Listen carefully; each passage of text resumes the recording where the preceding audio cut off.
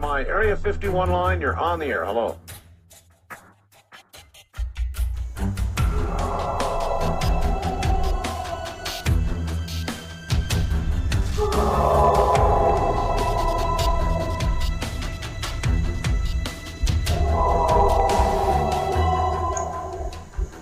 Welcome to the Blondes and Booze Paranormal Podcast, where what you've known as reality will be shattered by the truth.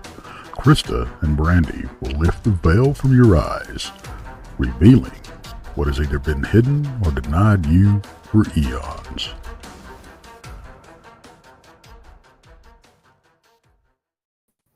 Hey, hey, hey. Hey, everybody. Happy Friday. Happy freaking Friday. And thank you for being patient with us. So we went to log in. I couldn't add anybody to the stage. Brandy couldn't add herself to the stage. We couldn't add Frankie to the stage. So we created a new show and it worked. Yeah. And for anybody out there listening, we're going to, after the show, we're going to rename it and make it the same as the first show. I'm doing it right now. Yeah, we're gonna get this all changed over. We don't know what happened. I mean, we're blondes, for goodness sakes. We don't know. We don't know. Well, let's go with that. That's it. Okay. So anyway, but we appreciate everybody tuning in tonight and being patient with us. Absolutely. So we actually did not have a topic tonight and was chit-chatting with Frankie and the real story. Yeah. It's a Firestarter. So yeah, it hit us. We were doing some research for, just doing our Lemp film and you after you start scrolling through thousands and thousands and thousands of newspapers, you start getting really interesting headlines, especially, people have to understand like there is a point in time, especially early 1900s, where people believed that ghosts were real. This was a science. It wasn't a pseudoscience at this point. We would need Nesper and the Warrens to make it a pseudoscience. But prior to Warrens, we actually were pretty respected. And I think even in the early days of the Warrens, they were very respected. And then greed got the best of them, as you're seeing right now with the Annabelle tour, all this greed that's come up. Somebody died. And, it's a really sad state of affairs. In the old days, when you had the two spiritual movements, right? So 1844 is essentially when the spiritual movement really takes hold. And, you even have Abraham Lincoln, who loses a son, gets really into the spiritual movements, doing Ouija boards, doing seances. And then you flash forward to, the second big movement comes a little bit later during the Art Nouveau period. And then you have Houdini, right? So Houdini, I don't know if you haven't been to my house, but when you go to my house, there's actual posters that I've bid on and won at auction from his actual event. So there's 3 in a row of Houdini. Cool. I'm obsessed with Houdini. I loved his ideation. I loved his ideas. He was a true creative in the things that he was doing. Well, he was very close to his mother, and when his mother passed, he wanted to know if he could communicate with her. And so he kind of got into this whole spell where he was going to see these psychics and these mediums and these seances, and then he started realizing that that's not my mother. My mother would never say that, and then started getting angry and more angry and more angry and more angry, till he started debunking them. And then he spent a good part of his later years in his life till his death, which came because he was a woman. He was a ladies' man, and he messed with the wrong lady. And basically the father, the father of the husband and the father of her kids showed up at his room one night and punched him in the gut unexpectedly. Oh, wow. It would lead to his appendicitis underwater. But prior to that, he was a big debunker of a lot of these things. So we were kind of just going through some stuff and just to kind of give you a little spiritual movement kind of revelation there. We came across a couple really interesting articles about certain people. And one of them that struck us was this 1912 paper right here in the Post-Dispatch in St. Louis. And it's a crazy story about, and I'll show you guys the actual image so you guys can see where this be at.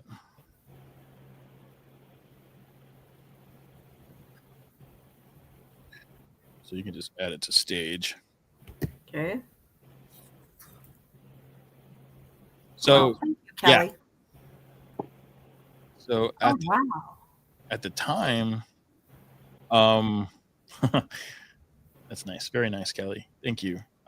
So at the time, we had a lot of different people that read this and said, this is really strange. I wonder if Stephen King, because he's notorious for doing this. Like, say what you want about his politics. Stephen King is still one of my most favorite authors of all time.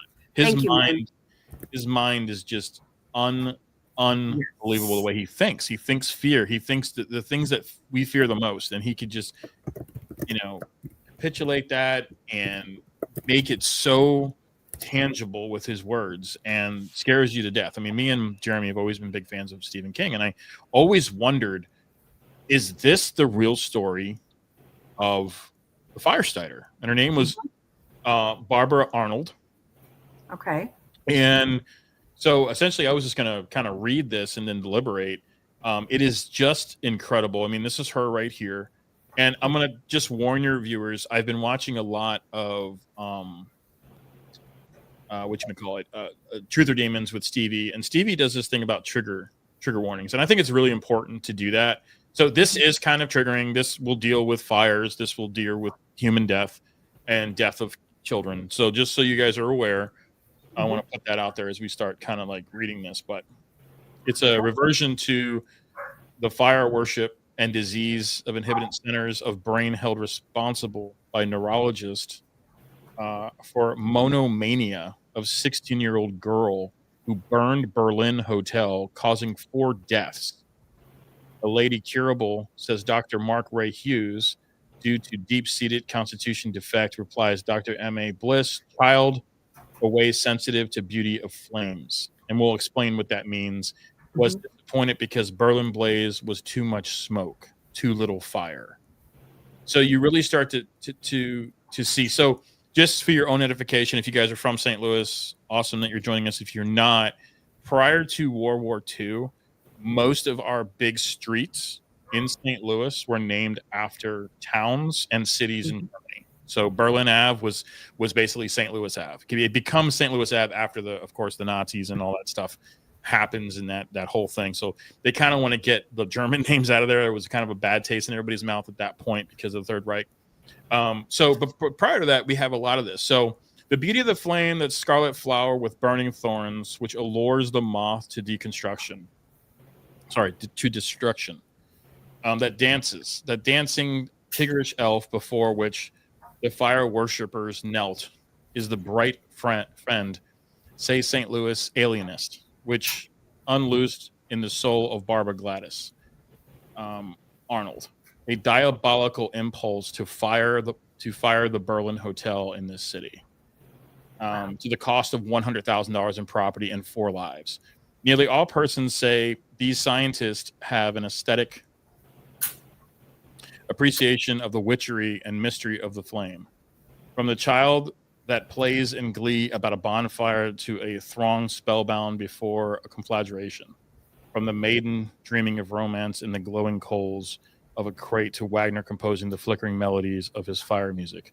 Normal children and even adults often gratify their admiration of fire by setting bonfires. Do you guys know the origin of the word bonfire? I do not. No.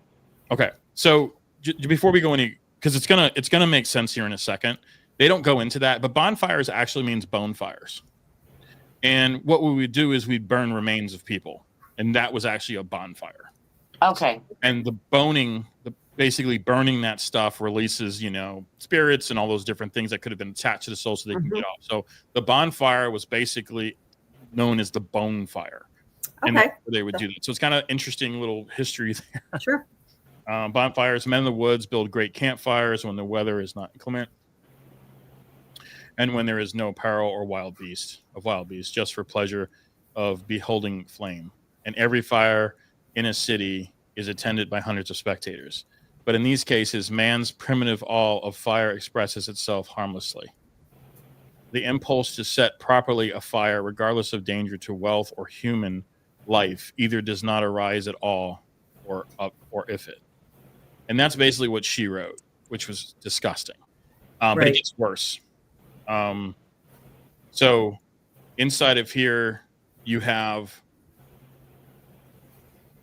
does arise, it promptly suppress in such persons the savage instincts which every man inherits from his primeval ancestors, life entranced breast, securely changed in the deepest dungeons of the mind. There are instances, however, science maintains, when the bars of the psychic prison are weak, usually because of some hereditary defect, and then on the sudden appalling impulses in the hold of the soul burst from these letters, storm to the deck, and for time reason, the captain of the mind from his bridge, often sending the vessel upon perilous rocks before the mutiny is down. So it's written very poetically. So a few nights. So I'm going to get into the story. But in this fair seeming character, with its outward attractiveness, is concealed a deadly blight. There was a canker at the heart of the flower, Gladys Arnold, the trusted and devoted nursemaid. The foster daughter, in effect, of her employees, stole from her bed at night on November 1st to accomplish a deed which was to place the children she loved and the benefactors to whom she was grateful in peril of death in one of its most frightful forms. A few nights later, on November 5th, she attempted to set fire to the Windermere Hotel, in which the Williamsons had found temporary quarters. In the meantime, she had read aloud to Miss Williamson, without apparent emotion, newspaper accounts of the fires she caused and the deaths that resulted. The Berlin fire, according to her account, was due to the sudden impulse she had. But the Windermere blaze was planned 9 hours before the attempt to put it into execution. At the Berlin Hotel, many lodgers had not returned home or had not retired when the fire began, and therefore the loss of life was not greater.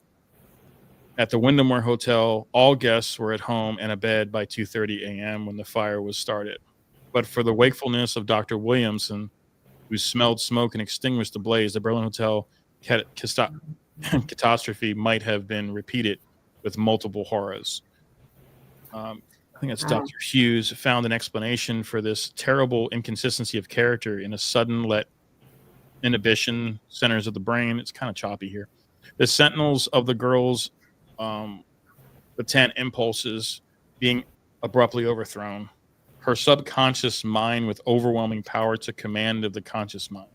For the time, she was no longer the affectionate nurse girl and the aspiring student, but the hard-hearted firebug, the murderous pyromaniac.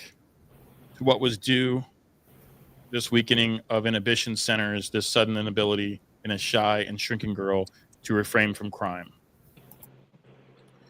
Before examining Miss Arnold, Dr. Hughes predicted that if she were a true pyromaniac, her heredity would be shown in some way to be tainted. Under his questions, she told of an aunt afflicted with epileptic fits, of an uncle deported from New York for insanity, and or other relatives addicted to alcoholism, which Dr. Hughes believes causes 90% of the cases of epilepsy. Probably off. Thus, he pointed out, but this kind of reflects last night we were talking about the epileptic fit. Like alcoholism was always associated with that because alcohol back then was so potent, it would literally send your body into shockwaves. Your body, it wasn't as refined. Correct. It was. Yeah. I mean, you'd go blind if you didn't know how to drink Ripple right. You know, if you drank too much of it. Right.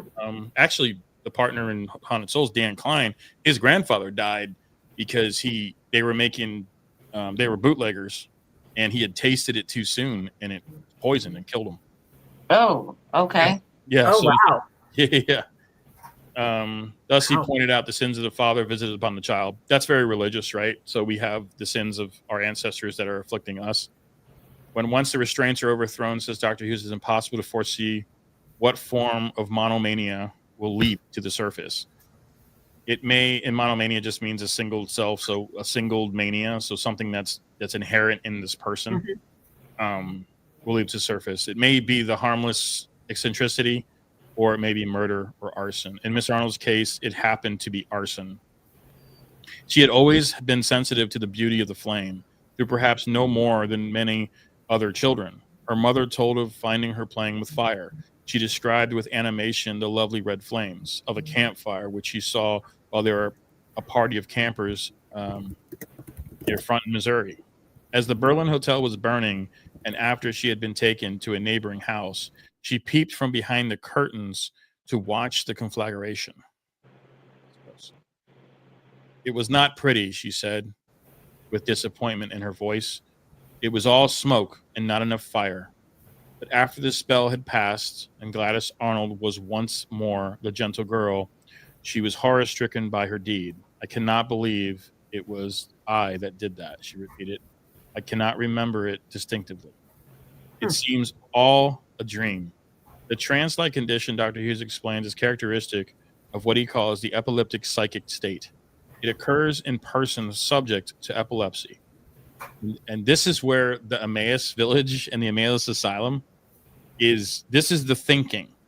This is the thinking that's happening at Emmaus Asylum, the big property that we ghost hunt. That's the thinking right there, that the epileptic mind, right? And then how many fires were on Emmaus? There was 2 fires. Right. So maybe there's something to it, right? What we call epileptic psychic state. It occurs in persons subject to epilepsy when the disease did not manifest itself in fits. So when it doesn't, what he was trying to say was when it doesn't manifest itself in fits, there is some type of inward rage that makes you do things that you wouldn't normally do. Gotcha. Okay. It occurs in persons subject to epilepsy. These acts are due in sort of some ballistic state, he holds, and are only indistinctively remembered when the awakening comes. So when she awoke, she didn't realize she had done it. Girls of Miss Arnold's age, he attests, are liable to sudden mental disturbances because the character is particularly unstable during the youthful years of development. This is where we get poltergeist. And we can get into that later. But at this point, and the disturbances will be more violent if there is some constitution's brain defect. Holding such beliefs, Dr. Hughes is convinced that Miss Arnold, although she has perhaps an unusual sense of distinction between right and wrong, was not morally responsible for the burning of the Berlin Hotel. It held responsible by the law, she could be put to death for murder. But he is persuaded that she could not have refrained from the crime, and that with careful treatment and with the mental stability which would come with maturity, she would be in time completely freed from the incendiary propensities. Miss Arnold's case, said Dr. M.A. Bliss, another St. Louis neurologist, is more pathological than criminal. Although no microscope would reveal it, there is some defect present which is usually led up to the abnormality, heredity. Monomanias rarely occur in sound stocks. Unlike Dr. Hughes, Dr. Bliss does not consider pyromania to be only a sporadic and isolated outburst, but believes it is to be a symptom of a profound derangement of character. He compares to an island which appears solitarily in the sea, but which, is the water were drawn away, would be shown to be a great mountain with its root deep in the mainland of the soul. The impulse to set fire to things, he continued, is most often exhibited in young females during their emergence from girlhood. So once again, this correlates, this whole fire pyromaniac thing, it correlates with poltergeist. Okay. Which I was just talking about her. Stevie did a deep dive into the word poltergeist, and it's actually poltern. Poltern is what noisy, disturbing. Right. So that's kind of where the German comes from. But poltergeist is kind of that. And this is basically has the same type of thing. So the impulse to set fire to things continuing the emergence from growth. Most maniacs are female at this point, which is very strange. Often the pleasure of seeing things burn and hearing the crackling of the flames dates from early childhood. Pyromania is a form of impulse insanity which may either dominate the personality continuously or recur in paroxysms. It is a morbid tendency, such as in less harmful form, compels a man to touch every fifth post he passes or steal out in the night to topple over 2 stones on top of a wall, the presence of which had caused him an absurd discomfort. Firebugs usually feel a sense of relief if they succeed. So Firebug was big at MSP. He was one of their prisoners. He was a known arsonist. So they called these people firebugs. Wow. Feel a sense of relief if they succeed in setting a fire and disappointed if they fail. Some are sufficiently morbid to feel indifferent to the loss of human life. Some are so enraptured with the sight of fire that it does not occur to them to feel remorse. Others, however, have a keen abhorrence of their deeds. It is not unusual for girl pyromaniacs to be attractive in a childish, shy sort of way. They are unstable and seclusive. The mania usually attacks them during the years of development when there is less resistance, physical and mental, to psychopathic states. There is undoubtedly a mystical quality of fire which works upon the aesthetic sensibilities. Nearing every normal person enjoys sitting before a grate and hearing the flames crackle. But in pyromaniacs, this admiration of fire rises to morbid pitch. Discussing the case of Miss Arnold, Dr. Frank R. Fry, and so this is how we came across this. Dr. Frank R. Fry was Elsa Lemp's neurologist. And when I was doing his, I found that he was also an alienist. So if you don't know what an alienist is, an alienist goes into a courtroom and they basically either fight for the victim, in this case, the child. They were kind of going to bat for her, saying that she did not intend to do this. This is part of her mania. In other cases, they would go in there and they would try to, in the DeFeo case or in the John Wayne Gacy case, the alienist that kind of basically did his review to see if he actually was insane and he can have a plea of insanity. That's what alienists do. There's also a really good show in the UK on the BBC called The Alienist, which is awesome. And it takes place around the turn of the century. So Dr. Frank R. Fry, psychiatrist, said a pyromaniac commits arson because he or she cannot help it, but is dominated by an imperative tendency to set a fire to something. This tendency cannot be thwarted by an act or will on the power of the firebug. I believe this girl set fire to Berlin Hotel to relieve a degenerate craving, which it would have been impossible for her to control. Setting fire to something satisfies a desire in the pyromaniac, such as stealing does for the kleptomaniac. The two belong in the same class of psychosis. In this class, this is all bad back here. I can't really read this. The incendiary tendency is inherited, or at least potentially for it, in the case of Miss Arnold. It was suggested that she fell from a canoe last summer and was severely frightened and became mentally unhinged. But this is not true in the genuine pyromaniac. Then they give you the symptoms of pyromania. This weakness may derive from the remote ancestry. So they keep pointing it back to like their family and stuff like that. Mm-hmm. The pyromaniac, according to neurologists, must be distinguished from the incendiary that sets afire buildings, motives, revenge, malice. Pyromaniacs suffer from a form of insanity, while the incendiary, a criminal who should be punished with utmost rigor of the law. There are enough pyromaniacs and fire-making friends in New York to fill special institutions, writes Edward F. Coker, former fire chief of New York City, in his recent book, Fire Prevention. The other big fire that happened here. So months set afire, 15 crowded tenant. It doesn't really get into it, but yeah, this was basically her. And then she would have more episodes after she was actually let off. She would actually do it again. She would actually strike again. You can actually you can follow Barbara Arnold, and then she becomes this case of the Firestarter for Drew Barrymore in that film, where she could just set ablaze things. Yeah, it was this young kid, and her quotes were just like ridiculous. Like she was mad because it was more smoke than anything. So this is really the curious case of Gladys Arnold, the pyromaniac, and some people have kind of leaned into, maybe this is a possession or something. Mm-hmm. I don't know. I don't really buy into that. And this, I think she was pretty sick. And this is the type of stuff that was kind of going on. The physical symptoms of pyromania have not been thoroughly studied. In a recent paper in the Massachusetts Medical Journal, Dr. M.H. Nash of Norfolk, Virginia, described the bodily effects of in details which almost exactly coincide with the physical ailments with which Barbara Gladys Arnold says she suffered before the firing of the Berlin Hotel. The victim desires to be alone, wrote Dr. Nash. He finds himself susceptible to the slightest mental emotion. He loses sleep. His appetite fails. He is conscious of an uneasiness about the head. Dr. Nash continued that some serious physical disease, such as epilepsy, frequently sets in, and that unless there's a cure achieved, the patient becomes a manic or passes into a state of dementia. So back then, epilepsy was kind of seen as different as we see it today. Today, it's Right. more of like a condition that you have. It's a trigger in the brain that makes you go into these fits.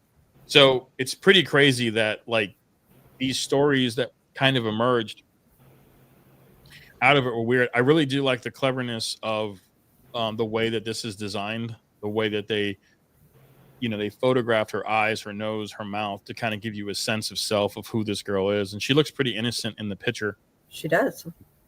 But there's so many crazy tales that kind of come out of the pyromaniac and the firebugs of the day. So it's interesting to me that like the Barbara case is not really mentioned. It's never brought up because there's more episodes of actually Barbara, which is just insane to me. But yeah, that's Gladys, and that's kind of what our movie was kind of based on. Yeah. Was what if this girl had the ability to just set fires with her telekinesis? And that essentially is where Stephen King really made it like a gold mine. Like, because he really saw all between that, like this insane like person that when you look at, well, it's just a fire, right? Like it's it's not, but it's more than that with her, because there's a sense of paranormal, that this telekinesis, this idea of poltergeist and what poltergeists are, what they mean. Yeah. So how old did you say how old she was when all of this started? When it started, she was 13, and she had a fascination for fire. She would light small fires and it would be put out. But she was a foster kid too, so they really didn't know her heredity as well. So they didn't know where she was coming from. They knew that her uncle, I think, was an alcoholic, and I think that was the person that was watching her before she became a foster child. There's a lot of abuse back then too with children. Yep. Could have sparked it as well. So. And you know what I find interesting, and you mentioned it already, is like the, like the poltergeist, because that supposedly starts around when children are in their early teens, hitting puberty, things like that. So this is what it sounds like, to me. Yeah. And she just.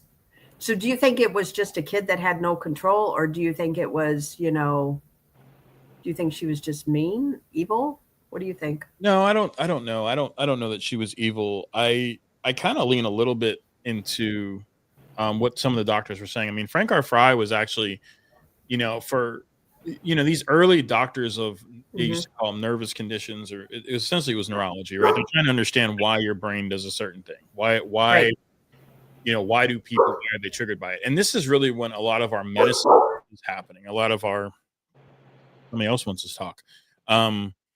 We're trying to learn. This is why it's called medical practice. So we're really trying to do it. And we lean on, like when I pulled that up from my newspapers.com account, I saw the clippings from Emmaus, right? You saw all these other epileptics that were starting fires, and one actually, because they could never prove whether the fire at Emmaus was started or it was because of an oven, because it was cold and somebody left it on to get the heat going.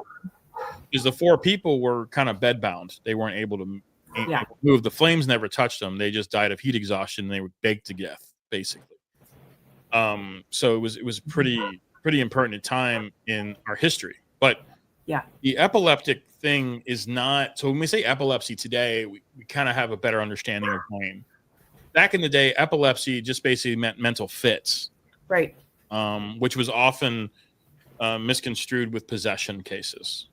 And that's why when BMR, I think one of you guys brought up an article last night on Truth or Tinfoil, or actually that wasn't Truth or Tinfoil. That was your roundup, right? No, this was, it was a Blondes and Booze show, but Randy and BMR and Donnie Cho joined. Yeah. Okay. But yeah, so when they came up, they were talking about that one case in 2019 where the girl that was exorcised, she died, the 3-year-old possessed. What? Yeah. How did she get something invited in? How'd she invite something in, right? Jesus is clear on that, right? Like the innocence of a child, the innocence of a child. That's why you have to be wary of children ghosts. If you take one hand and you believe in all this stuff, then you have to believe the Semitic, because that's where it's coming from. Can't have one without the other. Can't be half pregnant in that thought. So child ghosts, I don't believe in children ghosts. I never will. I do believe they're tricksters. They're demons. Brandy and I have said that for years. Yeah. they're trickster demons and stuff like Yep. that. The other case where like you kind of like it detours a little bit from what we're talking about, but I was listening to a podcast the other day on my way to work, and he was talking about the Salem witch trials in 1692. Well, Peabody actually had a couple more trials than Salem did. Salem is just a cooler name, right? But nobody had ever looked into this idea. There's a great book called Witches, actually, and the way she writes is she writes the book as if it happened. Right. So all the testimonies, all the diaries, all the characters, all the people from the Crucible are in this book, Witches, and the author is going to write it as it happened. Mm-hmm. So if something flew in the air, it flew in the air. Right. And it's funny because she's not trying to, it's not made up. It's literally from the dictation of each diary and each piece. Mm-hmm. And what I find amazing about that is if you read that book, one thing pops into your head from a paranormal perspective. The Salem witch trials were started by kids. Yes. Black-eyed kids. From black-eyed kids? So mass hysteria, when you guys touched about this a little bit last night too, right? Where you get into the females. They're crazy. They're nuts. You know, we can't have them vote. And this was part of that theme, right? Women couldn't even have a credit card till 1975. So, wow. So it's this interesting diatribe that you could go down a rabbit hole, but no matter what story you read on Salem, it always comes from the kids. The hysteria starts in the kids. It starts from one kid. Who is that kid, right? And is that kid really a kid, or is it a black-eyed kid that's creating all this manifestation stuff? And we've never looked at that. And I don't have a lot to share about that, but I was just like, man, when you read her book, it's like, these are black-eyed kids. All the stories about black-eyed kids. It's like, oh my God, they create this hysteria. You know, that's interesting too, because if you think about this too, there's another story that started with a kid also, and that's the Bell Witch. The Bell Witch, exactly. Bell Witch, the Sally House. There's a lot. The Marissa, the Lily House of Marissa, which I just listened to Truth or Demons on that. I think it's called the Lily House. It's on Lily Street or something, but it's this child Marissa who is going through a bunch of stuff and experiences paranormal phenomenon, and it became known. There's a really good book called The Most Haunted House in America, and the author actually sat down, and I think they did do an interview at one point, but Warrens got involved in it, and then the Warrens were kicked out because they had made too much of a ruckus, because once the Warrens were there, they were closing down streets, people had to get to work. It's like this was like 1974, but that's another story about a child ghost that goes awry. So these ideas where you have that monumental thing about, so Bell Witch is a good case in point. There's an interesting strong lean to this idea that in the Bell Witch case, she was being molested by her father. Have you heard this?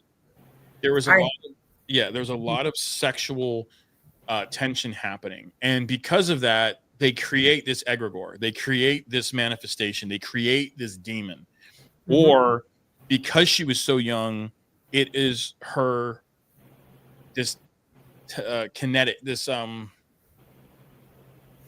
telekinesis that's happening in the house, making the. So if you look at the Bell Witch story, it is zeroed in at poltergeist, right? And where does that poltergeist usually come from? Usually come from women. So we're seeing it with Gladys as a firebug. We're seeing it with the Bell Witch case. And you're getting the rattling, the knocking, and all this stuff. And the same thing is happening in that other case, the Lily Street house, which I'll get the name for you in a second. But when we start deliberating, but this idea that all of this surrounds these children is odd to me, and that the Bell Witch, John Bell, is actually going to be killed by his daughter. She's going to give him a vial of poison and say it's medicine, and that's how. It's going to end, and so did all the hauntings. It was residual after that. The egregore kind of manifested, and that was complete. So are there times where these egregores that we're creating are helpful to get kids and things out of a situation? Now, I'm not going to lean on angels, and I'm not going to lean on stuff like that, but if a kid is going through that type of trauma, Mm-hmm. That energy that they have within them at that point, you have to understand they don't understand their hormones and how powerful women can be. Right. Because look, most mediums, most psychics that we believe are women. They have a sensitivity. Women can see more colors than men. Women have more emotion. Women dominate the paranormal field because of empathy, where Mm-hmm. men would rather just go to a staged haunted house like the Limp or anything Right. that Larry Kirchner does. And they're great. I love the stage haunted houses. I hated them when I was a kid, but me and Jeremy try to get to a lot of them. In fact, even on the day before my wedding, we all went out to the one right here by Brooktail Farms. They do this haunted thing. It's really fun. And, you're sitting there with your grandma and, my mother-in-law, and, it's like they're all scared. It was fun. Right. But men like that action. Men like to get to the point. That's why the rom-coms were kind of dragged to. Yes, there are men that are more in touch with the feminine side. They have more empathetic views. And that normally comes from a family that's balanced with love. So there was a lot of love from the father and the mother. Those men have a tendency to have more empathetic value. If you grew up in a household like me, where men have to be men and you got to fight and you got to do this and you got to stand up for people and you got to do the right thing. And it's really hard to kind of see that.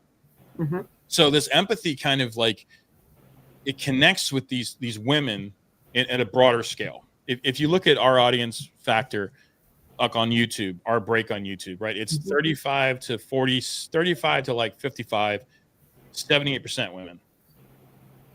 They like the ghost stuff. They like the theory. They like the stories behind the stuff. Where the shows on TV were dominated by men. We never had a female group show ever. Mm-hmm. Why didn't we ever do that? We always had them as a psychic or a medium, right? Mm-hmm. But we never had like a four girl team that went into house just like Ghost Adventures. We never did that. And it's this beautiful book that I'm reading called Haunted Channels really talks about the toxicity of TV executives and how they kind of pivoted these good-looking men that were heroes. They were blue collar and they were heroes and they would come in and save the day. And she also related a lot of those things to, crises in our own life, which I thought was an interesting tie. Paranormal shows did better when there was a crisis in the home. When there was 9/11, when there was the housing crisis. We loved seeing shows about haunted houses because us ourselves were trapped in these houses we couldn't get out of. We couldn't get out of those stretch mortgages. We were foreclosing. And so the haunted house meant more metaphorical for us, that there was a resolution, that somebody was going to come in there and clear that house. So there's this beautiful, just this amazing ideology that comes from these books that I'm reading, because I got to take a break from the demon shit sometimes and read something else. Right. I hear you.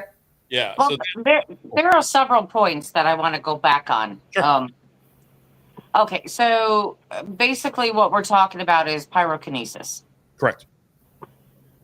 Are you a firebug? I am not a firebug. No, I am not a firebug. And I was just thinking, if this happens to like teenage girls doing this, Krista and I are in trouble. We're just flat out in trouble right now. We are in the danger zone at this point. But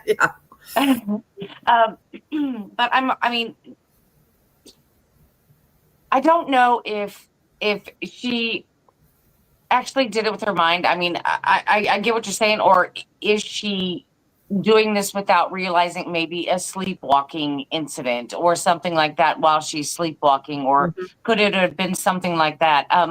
And the way they wrote that article, it almost kind of glorifies it, makes it glamorous or almost romanticizes the whole thing by the way it is poetic, like you said. And I'm like, that's kind of crazy talking about somebody who is like burning things down with people in it. I didn't understand that. The other thing is when you were talking about the BEKs, I just wanted to make a point about that, because there's another one down in Peru where there's school, where there was one child that started exhibiting like possessed symptoms. They were possessed. And then all of a sudden, a whole lot of children started following suit. Yes. As if the one child was creating mass hysteria, just like you were talking about. So that may be something you want to look into also. And it was a I think it was a private school in Peru. Yes, it was. I remember that now. And it just sounded very, eerily similar to what you were talking about. I mean, the same as the Salem witch trials. There was just a couple kids that are like, hey, there's a witch. Well, down here is like, hey, I'm possessed. And then all of a sudden everybody else is. So, I mean, that probably needs some research. I'm just saying. Yeah, the history that backs a lot of it too is under this guise of even saying hysteria is a really shitty word when you think about it. It is. Because it's related to the female body, female gender, and like hysterectomy, right? That's where hysteria comes from, the female reproductive organs. And well, it must be something, even in the case of Elsa Lamp, right? The thing that she had a fit of depression because it was that time of the month. So somebody blamed her period on her killing herself. Let me tell you something. If you have your period, you're going to kill somebody that's pissing you off. Not yourself, right? I am so sorry. That is so not true. I mean, you may feel like you want to, I don't know, pass from this earth sometimes, but you won't want to do it yourself. You know what I mean? Right. I don't think so. But yeah, I mean, I'm just wondering if it's something different. Like I want to say I'm leaning towards the things like she may have been a sleepwalker. She may have had that problem and may have started these things and still not know that she had done it. Right. 100%. And that was kind of the feeling from both doctors that reviewed her. She was either incredibly smart and outwitted them at 16 years old, which is possible. It's possible. Very, very high IQ. And, just watching with Dave Glidden had to deal with today, the IQ on that team. Well, yeah. You're going to come out somebody with trademark and you didn't trademark, so we trademarked them. It was beautiful. It was a symphony. It's like, what are you trying to be, tough? Anyway, but this idea that like BEKs, right? Like I was always fascinated by the BEK story. I was able to talk to the guy that actually experienced it, the journalist that really experienced it. You could tell, like, he was like, I've told this story so many times. I'm like, yeah, but I'm coming at it from a different angle. And you could tell that, like, there is nothing in his demeanor, position, eyes, nothing that would allude. And he didn't need to do it. He's still a journalist at the same newspaper. Right. He didn't need to do that. He didn't. And that story that he tell, I mean, looking back now, he did say, well, maybe I kind of just, I think he was delivering, he had to drop off videos and he was paying for his internet bill, which would have been dial-up. He was paying his dial-up bill. And that's where he was in that parking lot when he sees these two kids. When the kids come up to him. Yeah. And it's, and he know, and this happened early, I'm going to say the 90s, maybe 30 years ago. And he remembers it vividly. And wow, he did the right thing, right? He and this is the same, and it has that interesting story about the hitchhiking ghost, where you're in the middle of, you're in the road, you're driving, and all of a sudden you see somebody and you hit them and you stop your car and you get out and they're not there, and then and then boom, now you have a passenger aboard, which kind of leads into like the whole haunted garage idea of like passengers aboard your car. So there's just this really fanatical sense of self in the paranormal that I wish that we could really start focusing on. There's so much drama right now with the teams and events, and especially around spooky season, the drama amps up because everybody's trying to like outdo somebody. And except our team, we are not drama. We're just no drama amongst ourselves. No, we don't manipulate each other, pit people against each other. I mean, it's disgusting what I've been reading about teams. It's like, man, like, I don't understand. Like most of us, even the owners here, I mean, we're all volunteers, we're trying to build something, not sitting here and trying to make a paycheck. And I need $1 million at the end of the year. I'm like, all that will come, but you have to build something in purity, build something in truth. Like one of my comments today on Facebook was like, good paranormal investigators are skeptical first. They're like, well, wait a minute, let's back up. Just because you're telling me a story doesn't mean it's true. what you experienced, your feelings are valid, but it's not valid for me. I have to experience it, you know? Right. And that's good paranormal research, right? You go in and and I always liked the way we did privates. I always liked the way that we had an intake form and we never went into the house. Here's your book. We'll see you in 30 days. Write down everything that happens. Do not ghost hunt your own house. And we'll see you in a month. And in a month, we look at the thing, see what happened. All right, you're hearing this sound here, and it's mostly coming from upstairs. And where is it coming from upstairs? And you have this whole journal for 30 days, and you go up there and you find out it's an old pipe. It's an old pipe. That's what it is. That's what you're hearing. It's too consistent. So that is good paranormal research. It's not, let me tell you a story, and it's this doll, and I'm going to put this in my museum. And it's like, no, dude. Like the fire doll thing is I don't know if you've watched that episode yet. It's hilarious.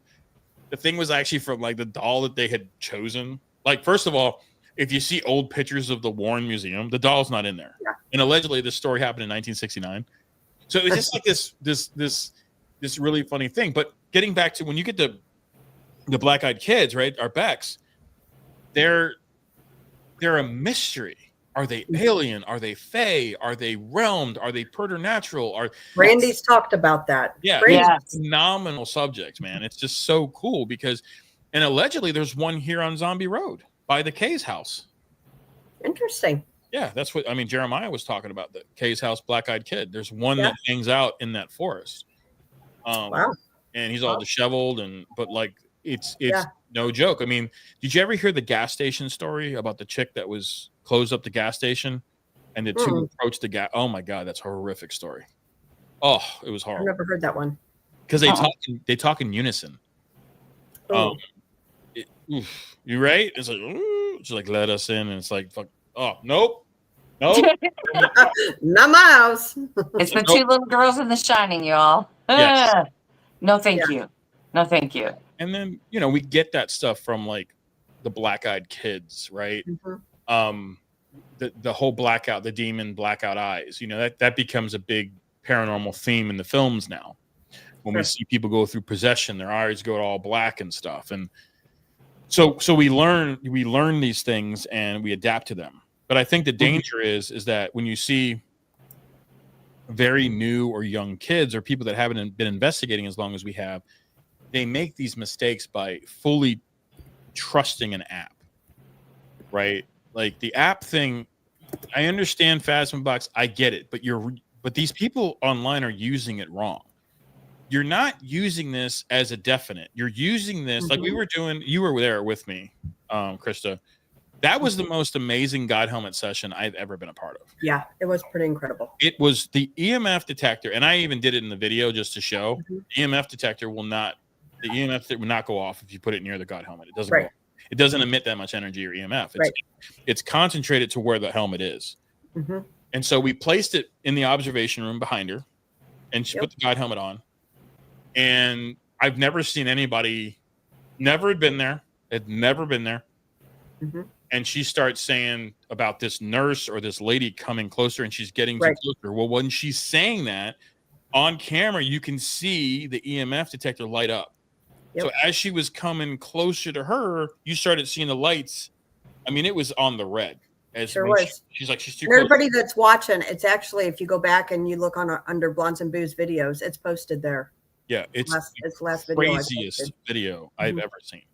Yeah, it was pretty incredible.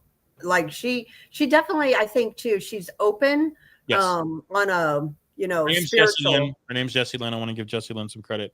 Yes. She went under again in the bathtub. Yeah, and that one really affected her. Oh my God. She has a whole YouTube video about it. She basically met Marie Stern, the woman that died in that bathtub. Now wait. Now that's okay. So was Maddie, when Maddie did that, Krista, was she in the bathtub? Yes.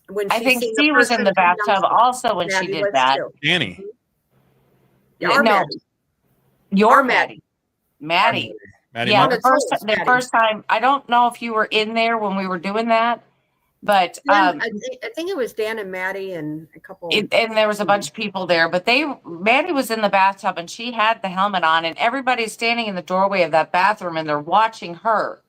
But she starts talking about how she can see somebody on the stairs, which if you go out and around the corner, there's the stairs that go up. Yep. Well, I had been standing there and I'm listening and seeing a faint shadow and it's stirring around there and we're having a whole conversation there. I'm like, well, hey, what are you doing? You know, and it'd move a little bit and I'm like, well, what's going on? And, you know, I'm like, come on over here, you know, talk to me, da, da, da.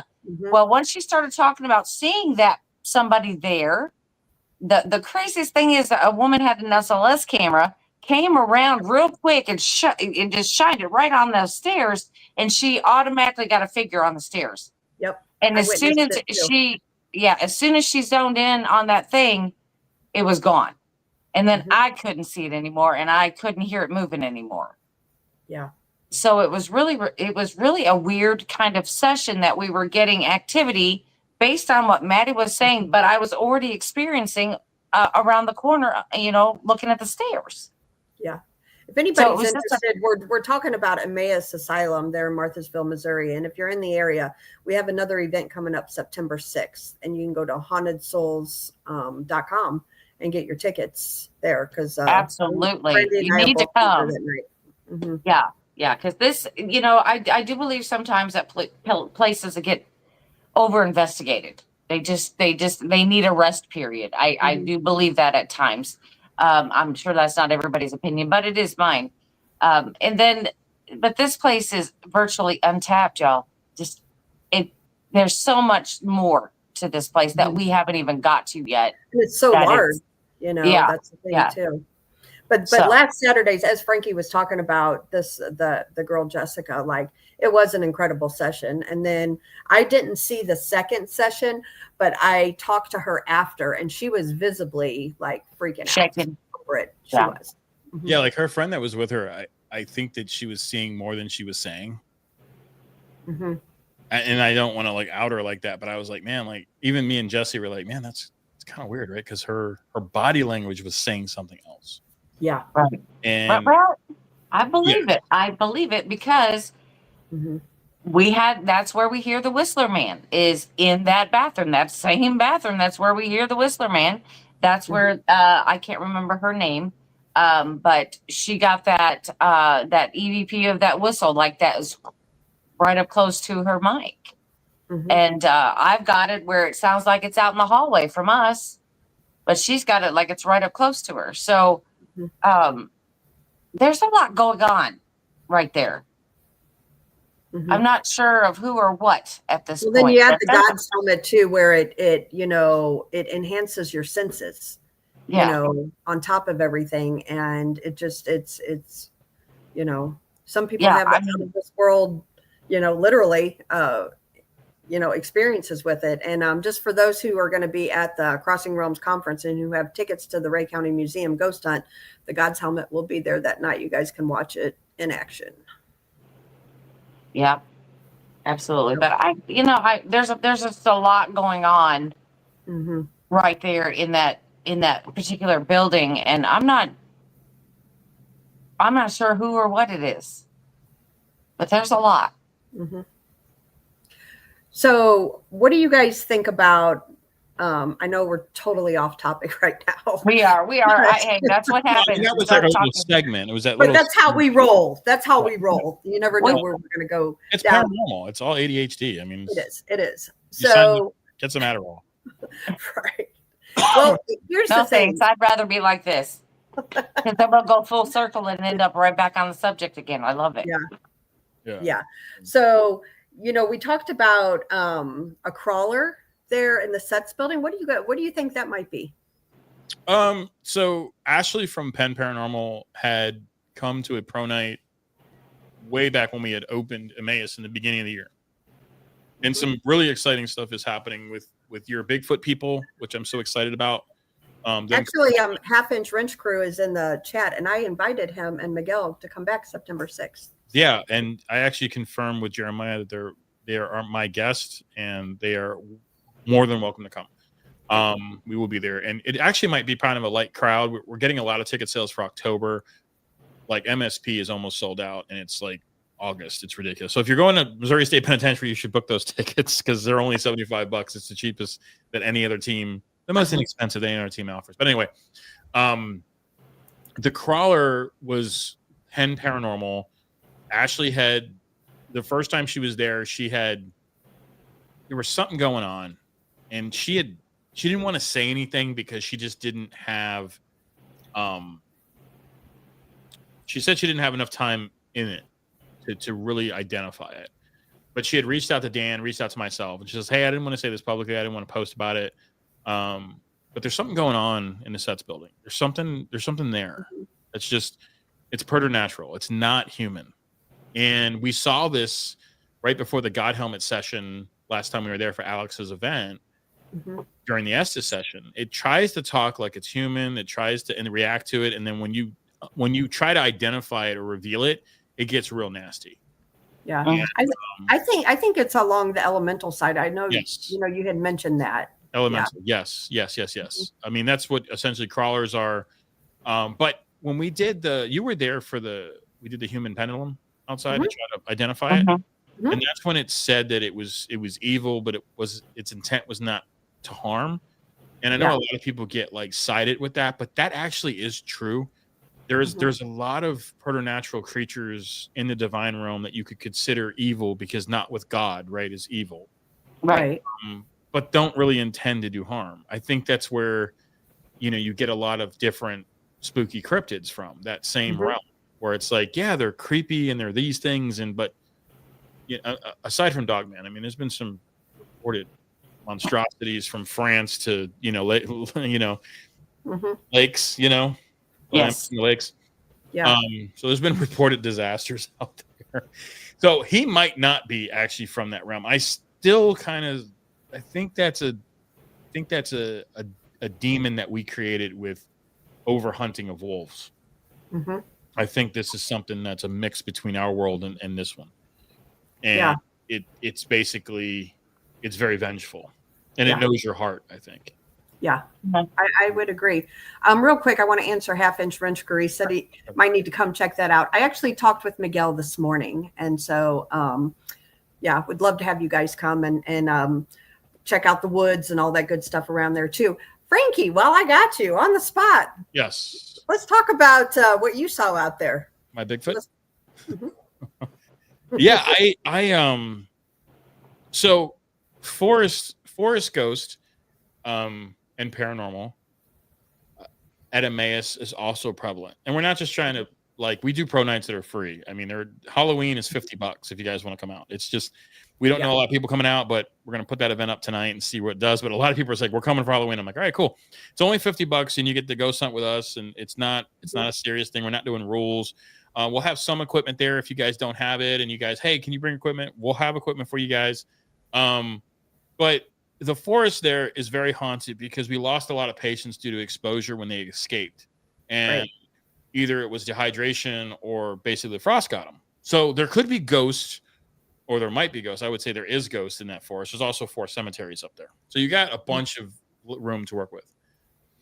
Me and Krista were talking in front of Seth's building, and she was kind of facing me on the stairs, and I was facing this way, right? So I'm looking at basically the little garage, which used to be the chapel, and the seminary, which was next to that. And then up top was the print, which later became the seminary as they grew. All in all, it's 1859. It's antebellum. It's all the thing is made from the quarry rocks on the property. So it's all limestone. So it's keeping in all the energy if you believe on that path. So it holds a lot of truths. So Sir Brian, who has become one of my favorite people on social media. He's awesome. Gotta love him. I'm shadow banned. Yeah. The people that love you follow you, and we can see you, so it's good. But Sir Brian was actually on one of your posts, and I loved his knowledge, loved his articulation, loved his idea that his vastness of every field. He reminds me of a lot of, kind of my thinking, right? I'm solidified a little bit by my religion. I'm caged a little bit because I have to stay on that path. But I do love watching this. And so the Bigfoot issue comes up, and me and Chris are talking, and I catch something out of my eye, and I'm like, what the hell was that? And then no one saw it because everybody's kind of concentrated on me and Krista's conversation. Meanwhile, she's getting text messages from Sir Brian saying, hey, I think a Bigfoot's watching you. No, he called. Remember, he called. He called first. Yes. He called He's me. like, hey, is there like a building with a chimney? And I'm like, I'm staring at it. And that's exactly where I saw this very large gray. I would say that it was like, I want to say like it's mist because it was like faint, but it wasn't like smoke. It was just like this solid, like I could see an arm and like a leg, and it just one step and it was between both buildings. It was like boom, boom, it was gone, like just gone. And I caught wind of it. I was like, what the hell was that? And I wasn't wearing any body cam or anything like that. So I was like, man, I wish I was wearing something, man, because I know I saw that. But yeah, I mean, and it was validated, which was really incredible. Because Brian, he's in Florida and New York, so he's never been to Emmaus, and for him to describe the buildings and stuff was pretty incredible. I think that was a legit deal. Maybe it's my Florida connection. So yes. Also, this past weekend, Jay and I and several attendees went out back behind the sets building where we go for the cryptid type stuff. So it was about crazy chicks out there. Yep. Yeah. Well, it was about 2:00 in the morning, and we got our howls again. Yes, you did. We did. So, I mean, there's a lot of crazy stuff. Can I say it's a Bigfoot? No, I cannot, because we didn't see it. That comes with it. However, it's nothing native to Missouri. I can tell you that. Unless it's that howler, the Ozark howler. I mean, because that scream that thing has, that was a president, right? No, Daniel Boone. Daniel Boone was the one that took a shot at it. Yeah. And he said he had never heard anything that menacing in his life before. Well, and we're right there, of course. Yeah, and we're right there. That ain't no dance, because it almost sounds like elks have a weird scream. Yes, their bugle is definitely different. Yes. Yeah, it's like, oh, what is this? Why are you screaming at me, bro? It's like I gave you the wrong coffee order. But so I don't know. I mean, like that. But the thing that Terry caught, what you guys had caught, and then that weird fake owl. That's like, it's not. Yes. It's not an owl. Yeah, you're not an owl. No. Well, actually, Miguel Ramirez caught something that kind of resembled a chicken, but it was like totally like 3:00 in the morning, 2:00 in the morning, and it resembled. I want to say resembled, but it wasn't. There was something off about it, and that's what's getting us most, is because there's something that sounds familiar with all of these noises that we're hearing, but yet. It's off. It's not right. It's like it's a mimic, but not a great one. Yeah. It's also real quick. There's a question here. T-Bone asked, "Is there any UFO activity in the area?" Well, we can elaborate on that too. You guys want to tell them? Yeah. If you hang out around, it usually starts picking up around the AMs, 1 a.m., 2 a.m. The sky's right by sets. If you just look up, you get so many different anomalies. I caught something on my phone last time I was out there, and I was like, what the hell is that? Because it's the space station. I'm like, there's not 2 space stations. Like, yeah, right. Like, there's one that's just like moving, and every night I go out, and when I take my dogs out at like 3, 4 o'clock in the morning, like I'll look up, and sometimes it's there too. So I don't know if it's a satellite that's orbiting or. But when you're out here, like in Eureka and Marthasville, you don't have a lot of light pollution. So you are able to see a lot more at night. And I would say that you're definitely it is a trifecta. And this is a good announcement to make too. Visit Missouri. Okay. So the state tourism board is coming to Emmaus. They have heard so many stories from Miguel's channel, from our channel, from people that have been there, that have investigated, saying, you got to go to Emmaus. And when we went in Leavenworth, when we were at that Paracon, everybody's like, yes, that's on our bucket list. We're doing it next year. We're doing it in October. Like because everybody we have not had anybody say, whatever. Because I go to a lot of places and I'm like, whatever. Me too. Like, you know, I did a lot of trips with my other best friend who hates all this shit. But I was in the Northeast, and I understand why those guys want to come into the Midwest, because I've been to their, like, the Seven Gables house. Do you guys know the story about that? It's been debunked 100 times, but Salem debunks it. The Seven Gable house is not, it's not native to the area. The Seven Gables were put on like during the mid-century, like 1940. It's not a thing. Like, and they'll tell you like, nah, it's all bullshit. Actually, the most haunted place in Salem is where we stayed. It's a bed and breakfast. It's the old steamboat captains. And Jeremy and my friend Lily, we were all there doing. We had visited my cousin Lori Bruno, who's the White Witch of Salem. She's fucking famous. She's retired now, but Lori Bruno is famous. And we were visiting her, and we did some interviews with her, and they had caught something in that house too. But like when you get into, like, I didn't realize that when we went to go see Nate Thompson's, he did a horror museum up in Detroit. You know where it's at? Monroe, Michigan. Yeah. Oh, yeah. Okay. It's famous for Bigfoot. Yeah. I didn't even know. I got back. I'm like, oh shit. So Tammy was at Emmaus this past Saturday, and they were sitting outside, and they heard the howls right when we went out back into the woods, something they've never heard before. She might have it on her camera. Please, if you do, send that to Haunted Souls. We would definitely appreciate it, or send it to myself, and just we bondsandbooze@gmail.com. So just we'll see Tammy again. Tammy's coming to a lot of our events. We took her from the evils. The evils. Those who must not be named people. House cries or whatever it was, but it was weird. And absolutely. It's like it's close to something, but not quite. Yeah. I wanted Tim. So her husband did the God helmet. Wow. Tim. Hey, Tammy, did Tim have any kind of residual effect? Did he have any weird dreams or anything like that? Or was no. Dudes are blocked, man. Dudes are just like, whatever. If I don't see something bloody with an apron, I'm out. Yeah. Because her friends Denver and Sarah had come up too, and I really loved them. And then she got this terrible migraine, so she had to quit for the night. So I want to invite Sarah and Denver back out because they really didn't get a chance to investigate. So Tammy, just let them know that they got 2 tickets on the house.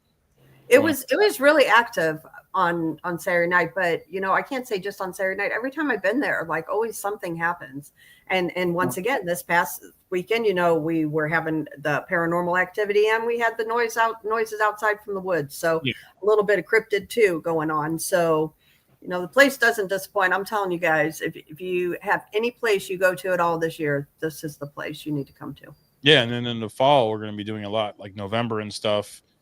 When the paranormal stuff dies down, we're going to be doing a lot of the cryptid stuff because it'll be nicer to be out there, camp out there, and then really get some, let's figure out what these howls are, and if the howls are coming in the fall, is it a summer thing? Is it a migration pattern? I mean, right, and that's where I'm looking forward to Half Inch Wrench Crew and Miguel Sasquatch Theory coming back, because they'll.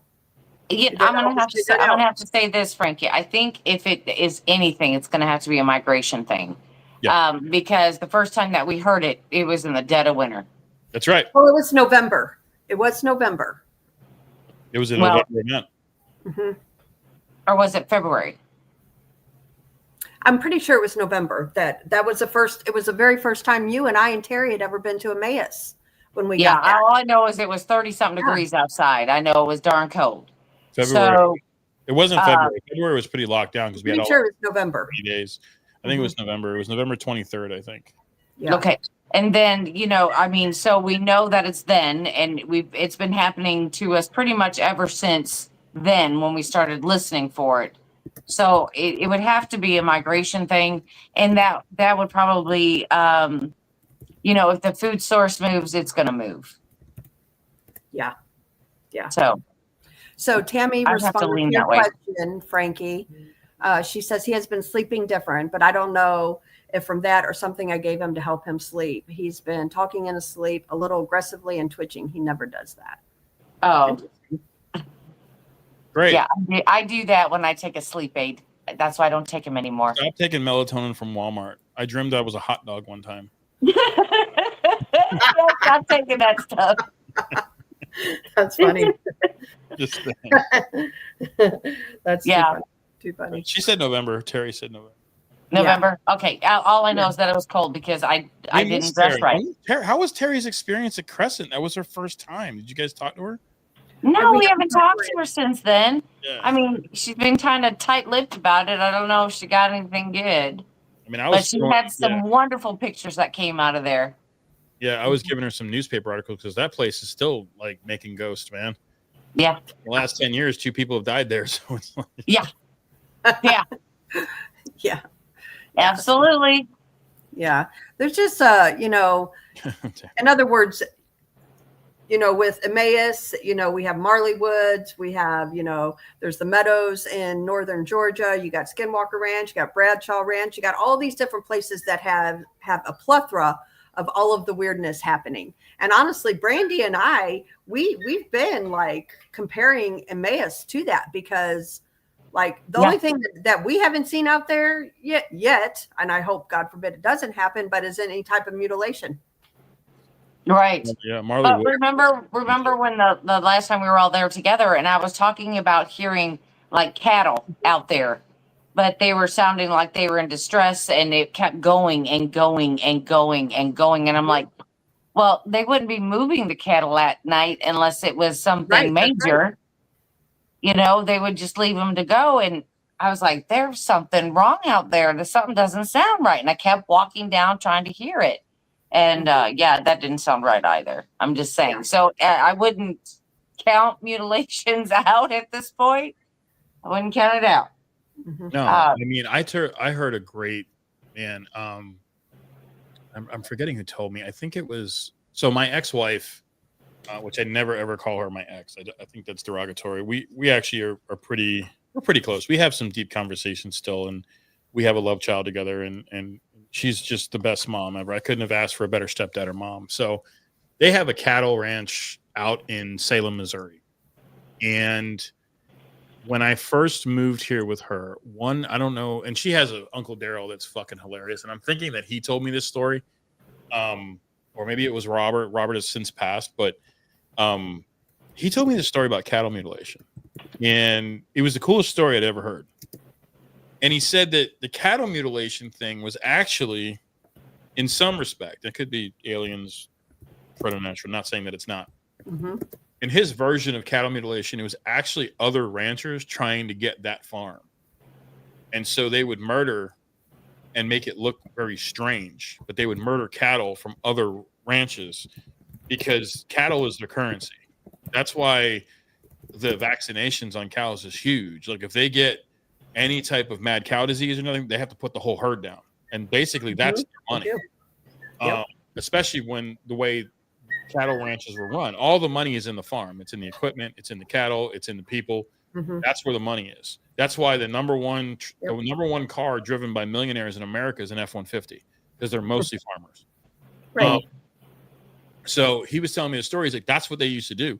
They would sneak in at night and they would mutilate cows. And they had done this in the early 1800s into the 1900s. Mm-hmm. This happened in Yellowstone. There's reported cases of this happening. A whole family was hung because they had done this one night to try to get the land. And they found out because back then, if you stole a horse, it was hanging.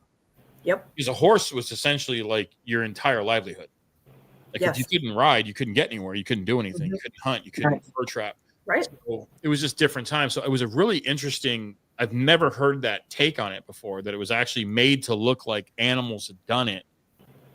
And then they'd be like, oh shit, we're in trouble. Might have to sell. And then boom, that's how bigger ranchers got more land. Mm-hmm. Now, whether that story is true or not, I don't know. But I just thought it was a really cool analogy that I had heard one time when I moved to there. And I learned what a tree stomper was that night too. So that was interesting. Yeah. The half-inch wrench crew, said something else. He said, Miguel just did a UFO encounter from Fredericktown.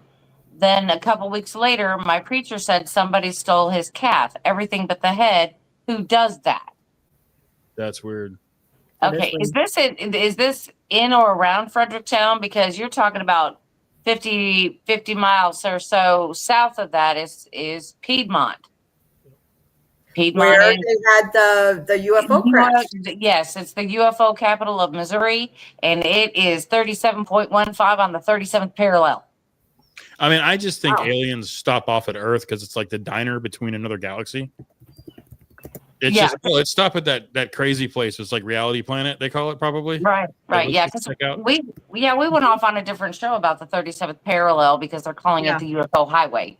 So if that's happening, that is, like I said, 50 miles south of that is Piedmont, which is on the 37.15 parallel. So the more I hear stuff like this, it's like the more I'm believing, like, yeah, okay, you're right. I think everything's kicked up. I think that there's been, and the presidency and the politics have just taken over the wars in Israel and Russia. They've taken over the news channels. And this is one of the biggest years in weather events. And nobody's reporting on it. Like, we've had solar storms. Yeah. Nobody's saying anything. There's a fucking asteroid coming toward us. Right. That might get caught in a pocket that bounces it back like a slingshot.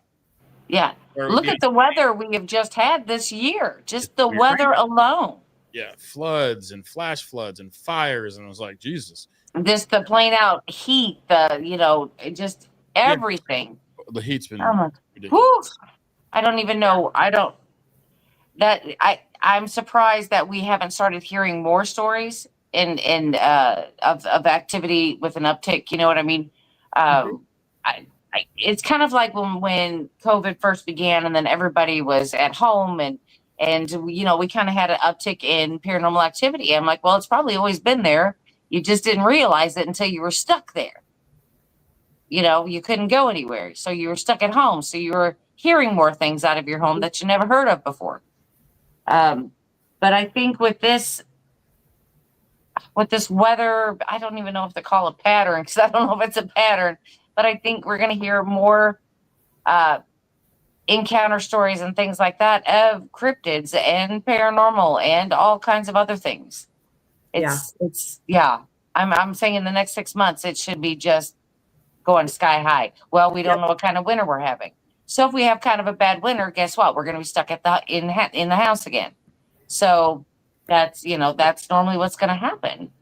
But it's been crazy. It has been absolutely insane. Do you think it's leading up to something?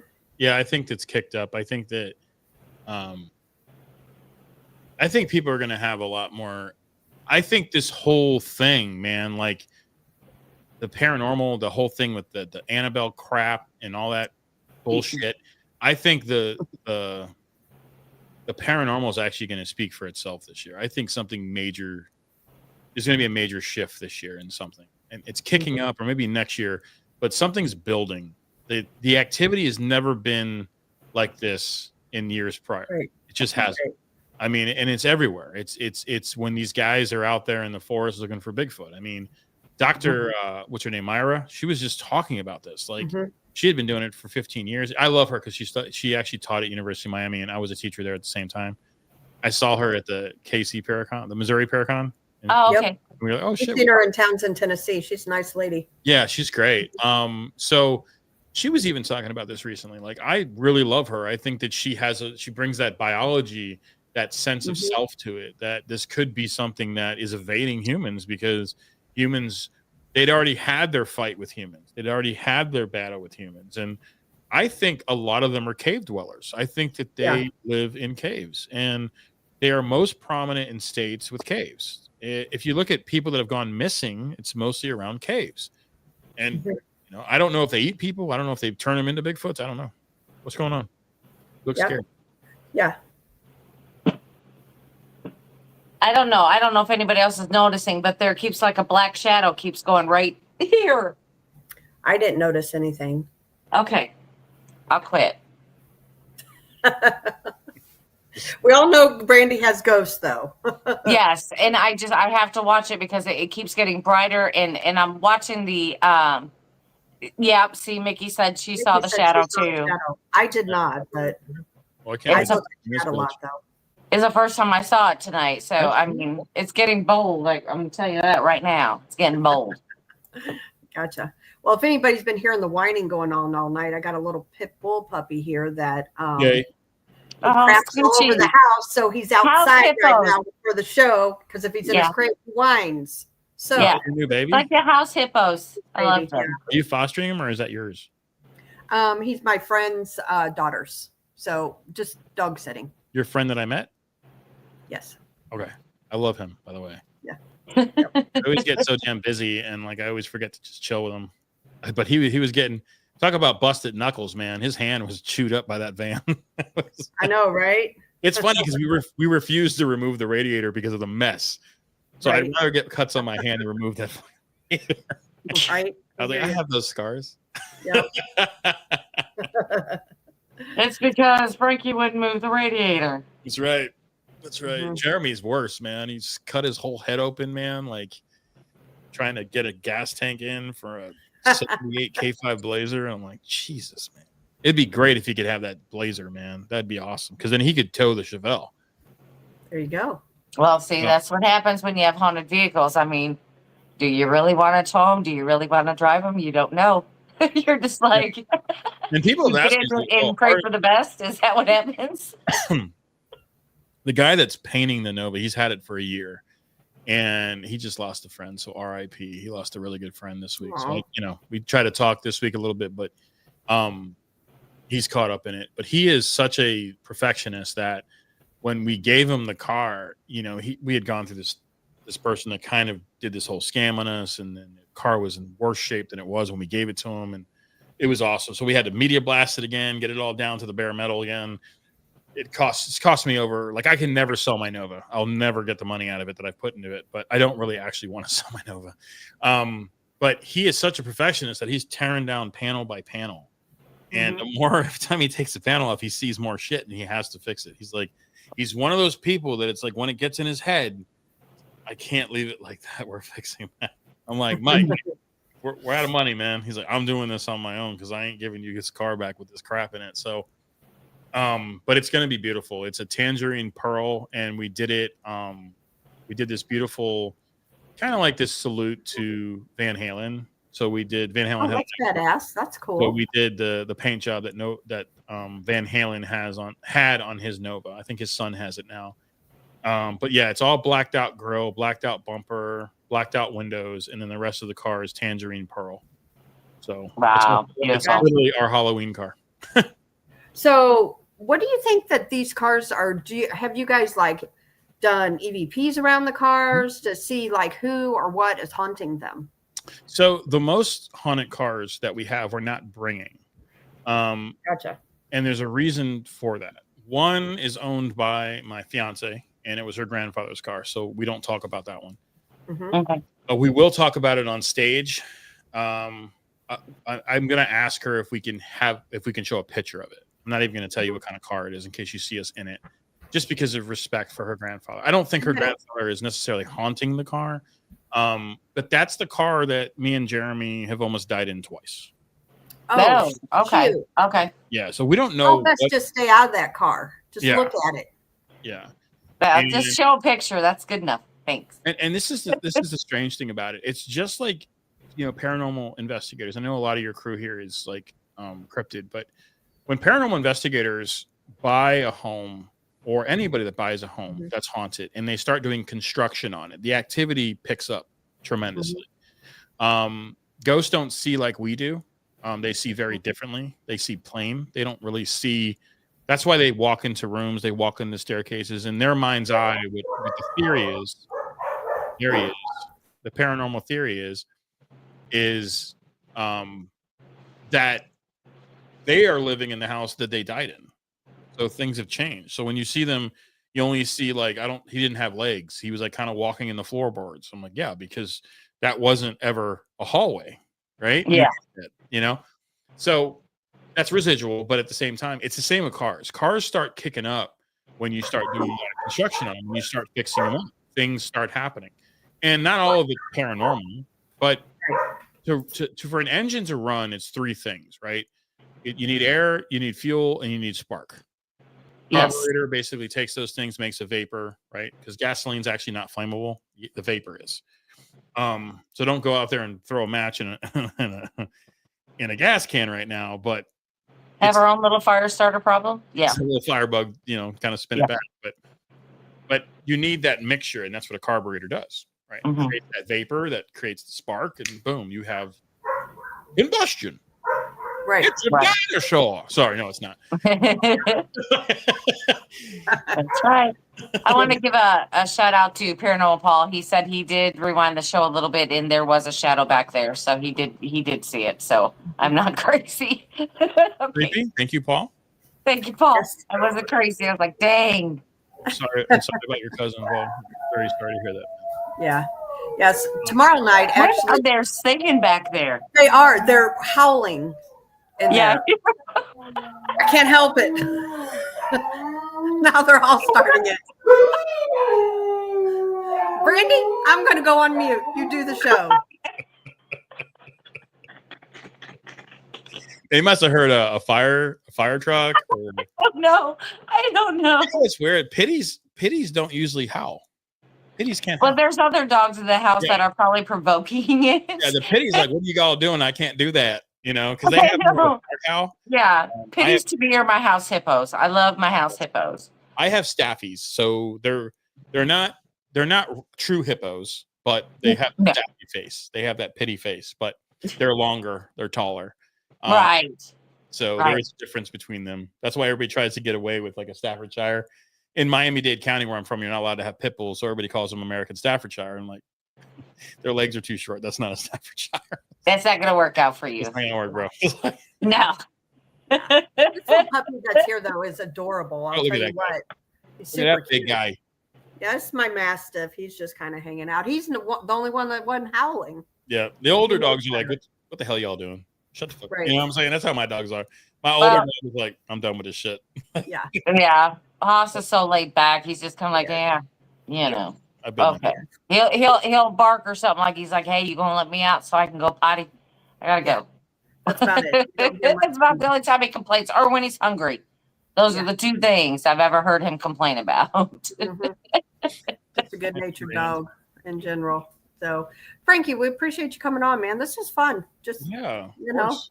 Yeah, I didn't know if you guys were going to do this. I know you had some family business, so Yeah. I was like, oh, come on. Tomorrow night, actually, just because like the whole island of misfits, we've all either experienced sicknesses, we've experienced deaths. It's just been a suck ass year so It far. is. It's for a a lot heavy of year. us. It's a heavy Yes. year.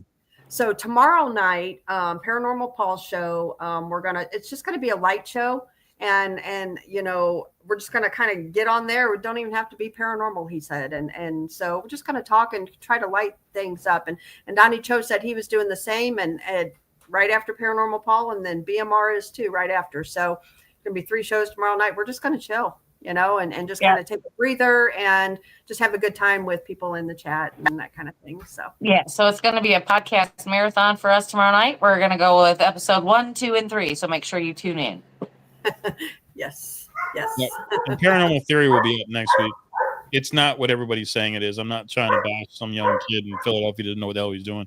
Paranormal Theory is actually, I own that now. I'm actually making it my own show, and we're going to go over interesting theories. So that should launch next week at some point. And it's just basically me and telling you some really, really strange stories about things that happened in Missouri, things that happened in St. Louis. And they're not always haunted. They're just mysteries that happen in St. Louis. Yeah. Weird stuff. That's awesome. That's awesome. My goodness. Yeah, I can throw a few stories your way from this area. We're going to do the bubblehead kids. I've been told I got to do the bubbleheads. You got to do the bubblehead kids. Yep. I've been wanting to do that one, and nobody will let me because it's not a huge story. We can't do a whole show on it. Yeah. But it's a good story. Yeah, there's some glimpses in it and stuff. So Yep. Well, once again, we appreciate everybody coming in, and we will see everybody tomorrow night starting out on Paranormal Paul Show. Go to hauntedsouls.com. We have dropped the link. T-Bone dropped the link here for Haunted Souls Paranormal, the YouTube channel. So go and subscribe to them. Give them some love. Yep. You guys are really growing though. So, and whenever I go in your chat, I see a lot of the same people that's in our chat that are over in your That's guys. nice. So an extension of us. Yes. Yeah. We love that. Yes, we do too. So anyway, until tomorrow night, guys, we will see everybody later. And good night.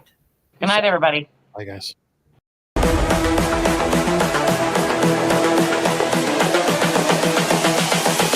This is the future.